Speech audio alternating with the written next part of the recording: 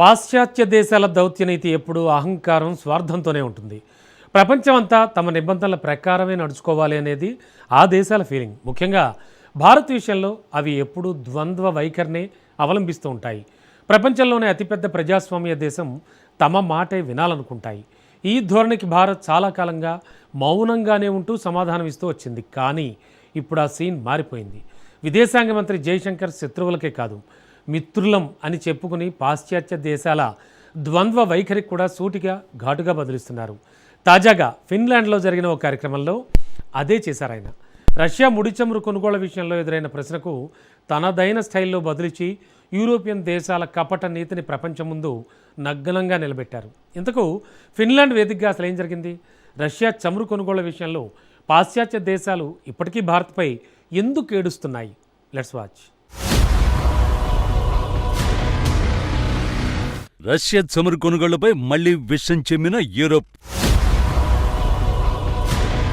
ఫిన్లాండ్లో పాశ్చాత్య దేశాలకు జయశంకర్ మాస్ వార్నింగ్. యూరోప్ ద్వంద్వ వైఖరిని జయశంకర్ ఎలా ఎండగట్టారు? పాశ్చాత్య దేశాలు ప్రశ్నిస్తే ఎవరిని నొప్పించకుండా సమాధానమివ్వడం భారత విదేశాంగ విధానంలో పాత పద్ధతి. ఇప్పుడు ఆ విధానం మారింది. ప్రశ్న జెన్యూన్ గా లేకపోతే అవతలి వాళ్ళు ఎంతో పవర్ఫుల్ అయినా చెంప చెళ్ళుమనేలా సమాధానం ఉంటుంది. ఎదుటివారిని ప్రశ్నించే ముందు మీ తప్పుల గురించి తెలుసుకుంటే బెటర్ అని వారి ముఖం మీదే చెప్పేయడం భారత విదేశాంగ విధానం నయా స్టైల్. వెస్టర్న్ దేశాల అహంకారాన్ని, స్వార్థ రాజకీయాలను విశ్వవేదికలపై ఎండగడుతోంది ఒక్క భారత్ మాత్రమే. ముఖ్యంగా విదేశాంగ మంత్రి జయశంకర్ పాశ్చాత్య ఎప్పటికప్పుడు భారత్ జోలికొస్తే ఏమవుతుందో స్పష్టం చేస్తూనే ఉన్నారు. ప్రపంచంలోనే అతిపెద్ద ప్రజాస్వామ్య దేశమైన భారత్ను విమర్శించే ముందు మీరు చేసిన తప్పులను సరిదిద్దుకోండి అని గడ్డి పెడుతూనే ఉన్నారు. రష్యా చమురు కొనుగోళ్లు, కశ్మీర్ వివాదం, ఉగ్రవాదం విషయంలో ద్వంద్వ వైఖరులని ఎప్పటికప్పుడు ఎండగడుతున్నారు. అయినప్పటికీ ఆ దేశాల్లో మార్పు రావడం లేదు. భారత్ను మిత్రదేశం అంటూనే వీలు చిక్కిన ప్రతిసారి విమర్శించే ప్రయత్నం చేస్తూనే ఉన్నాయి. తాజాగా ఫిన్లాండ్లో ఓ పాశ్చాత్య జర్నలిస్ట్ అది చేశాడు. To obviously ask you about the Russia-Ukraine war. I think in Europe there was a feeling that India adopted what we would regard as a kind of moral equivalence between the two sides, that you were saying, well, it's a big shame, but maybe they should stop, but you were too sympathetic towards Russia, too willing to buy oil from Russia. So how would you explain that position to the people here? European country Finland లో నిర్వహించిన emerging powers and the new geo political competition కార్యక్రమంలో జయశంకర్ కు ఎదురైన ప్రశ్న ఇదే. Russia Ukraine పై యుద్ధం చేస్తున్న సమయంలో భారత్ రష్యా నుండి చమురు కొనుగోళ్లను భారీగా పెంచింది. దీనివల్ల రష్యా యుద్ధానికి అవసరమైన నిధులు సమకూరుతున్నట్లు అవుతుంది కదా. యుద్ధంతో ఉక్రెయిన్ లో అమాయకులు చనిపోతుంటే భారత్ తన సొంత ప్రయోజనాల కోసం రష్యా చమురును కొనడాన్ని ఎలా సమర్థించుకుంటుంది అని అడిగాడు. జయశంకర్ కు ఈ ప్రశ్న ఎదురవడం ఇదే తొలిసారి కాదు. ముఖ్యంగా జయశంకర్ యూరోపియన్ దేశాల్లో పర్యటించిన ప్రతిసారి ఇదే ప్రశ్న సంధిస్తారు. రష్యా చమురు కొనుగోలును యుద్ధానికి నిధులు సమకూర్చడంగా చిత్రీకరించడానికి విశ్వ ప్రయత్నాలు చేస్తారు. అలా ప్రయత్నించిన ప్రతిసారి జయశంకర్ అదే స్థాయిలో బదిలిచ్చారు. ఇప్పుడు కూడా అదే చేశారు.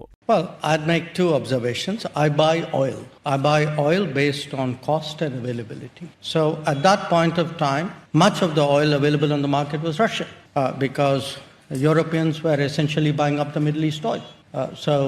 Which was our traditional supply. So circumstances pushed us in a certain direction.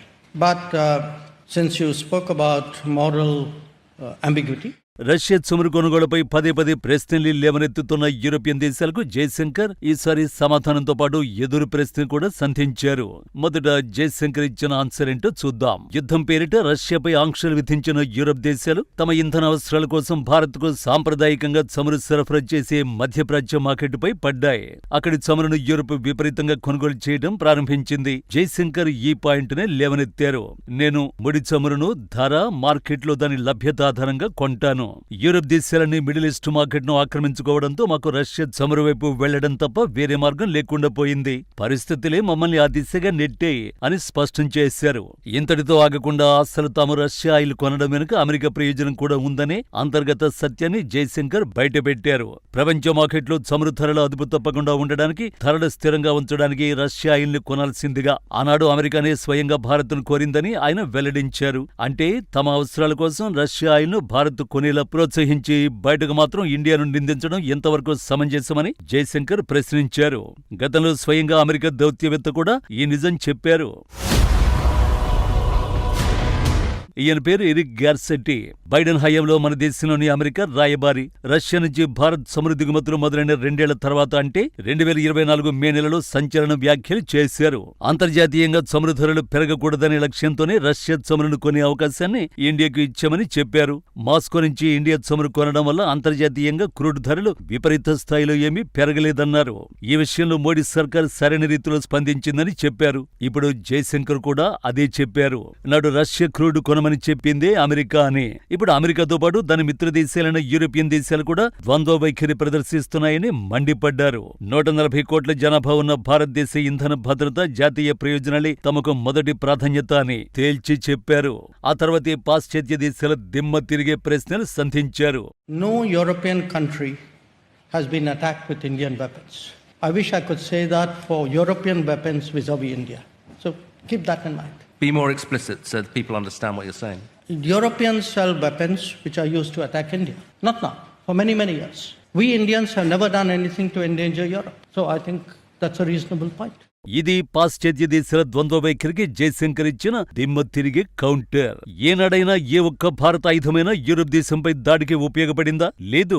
కానీ యూరప్ దేశాలు విక్రయించిన ఆయుధాలు భారత్ పై దాడులకు ఉపయోగపడ్డాయి. ఇది ఇప్పటిది కాదు, దశాబ్దాలుగా జరుగుతున్న చరిత్ర అని జయశంకర్ నిర్మోహమాటంగా చెప్పారు. ఇది అత్యంత బలమైన వ్యూహాత్మక పాయింట్. భారత్ పొరుగున ఉన్న శత్రు దేశాలకు, ఉగ్రవాదాన్ని ప్రోత్సహించే శక్తులకు దశాబ్దాలుగా పాశ్చాత్య దేశాలు ఆయుధాలు అమ్ముతూనే ఉన్నాయి. ముఖ్యంగా పాకిస్తాన్ కు అత్యధిక ఆయుధాలు అందిస్తోంది పాశ్చాత్య దేశాలే. ఆ ఆయుధాల వల్ల ఇండియా ఎంతో మంది సైనికులను, పౌరులను కోల్పోయింది. నాడు భారత భద్రత ప్రమాదంలో పడినప్పుడు లేని నైతికత నేడు యూరప్ కు కష్టం రాగానే గుర్తుకు రావడం వారి స్వార్థానికి నిదర్శనం. మేము ఎప్పుడూ యూరప్ భద్రతకు ముప్పు తీసుకురాలేదని, కానీ యూరప్ ఆయుధాలు మాత్రం భారత్ను టార్గెట్ చేసేలా చేశాయని చెప్పడం ద్వారా పాశ్చాత్య దేశాల నైతిక అస్పష్టతను జయశంకర్ అంతర్జాతీయ వేదికపై బట్టబయలు చేశారు. పాశ్చాత్య దేశాలది ఎప్పుడూ నా సమస్యే ప్రపంచ సమస్య, ప్రపంచ సమస్య మాత్రం నా సమస్య కాదు అనే ధోరణే. పైగా ఒకప్పుడు అంతర్జాతీయ వేదికలపై పాశ్చాత్య దేశాలు ఏది చెబితే దానికి భారత్ తలుపుతుందనే భ్రమంలో ఆ దేశాలు ఉండేవి. కానీ ఈ చర్చ వేదిక ద్వారా యూరప్ కు జయశంకర్ మరోసారి గట్టి బుద్ధి చెప్పారు. ఇండియాను వేలెత్తి చూపించే ముందు తమ సొంత చరిత్రను, తాము చేస్తున్న వ్యాపారాలు చూసుకోవాలని హెచ్చరించారు. భారత్ను వేలెత్తి చూపించే ముందు మీ రక్తసిక్తమైన చరిత్రను, మీ స్వార్థ వ్యాపారాలు చూసుకోండి అంటూ యూరప్ అహంకారానికి గ్లోబల్ స్టేజ్ పైనే సమాధానమిచ్చారు. సొంత లాభం కోసం ప్రపంచాన్ని శాసించాలనుకునే యూరప్ అహంకారానికి దేశ ప్రయోజనాలే పరమావధిగా సాగుతున్న నేటి న్యూ ఇండియా దౌత్య విధానం ఒక బలమైన చెంపపెట్టు. అంతర్జాతీయ రాజకీయాల్లో భారత్తో పెట్టుకుంటే తగిన రీతిలోనే సమాధానం వస్తుందని, భారత్ ఎవరికీ లొంగే ప్రసక్తే లేదని జయశంకర్ తన వాదనలతో యూరప్ దేశాలకు స్పష్టమైన సందేశాన్ని పంపారు.